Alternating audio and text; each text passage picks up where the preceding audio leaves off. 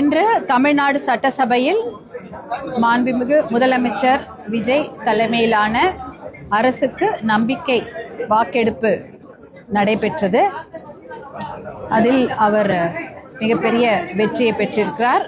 முதலமைச்சர் மாண்புமிகு விஜய் அவர்களுக்கு எங்களுடைய மனமார்ந்த வாழ்த்துக்களை பாட்டாளி மக்கள் கட்சி சார்பாக நாங்கள் அவருக்கு தெரிவித்துக் கொள்கின்றோம். தூய்மையான நல்லாட்சியை வழங்க வேண்டும் என்ற எதிர்பார்ப்பு அனைவரிடம் இருக்கிறது. பாட்டாளி மக்கள் கட்சியின் கொள்கைகள் பூரண மதுவிலக்கு, போதை ஒழிப்பு, மது ஒழிப்பு, பெண்கள் பாதுகாப்பு, சமூக நீதி, சாதிவாரி கணக்கெடுப்பு, இடப்பங்கீடு போன்ற நீர் மேலாண்மை, விவசாயத்துக்கு முன்னுரிமை, தமிழுக்கு முன்னுரிமை, இளைஞர்களின் வேலை வாய்ப்பு, தனியார் நிறுவனங்களில் இளைஞர்களுக்கு வேலை வாய்ப்பை உறுதி செய்வது 80% உறுதி செய்ய வேண்டும் என்பது பாட்டாளி மக்கள் கட்சியுடைய நிலைப்பாடு. 75% தமிழ் இளைஞர்களுக்கு வேலை வாய்ப்பை வழங்கி உறுதி செய்ய வேண்டும் என்பது ஆளுகின்ற தமிழக அரசின் நிலைப்பாடாக இருக்கிறது.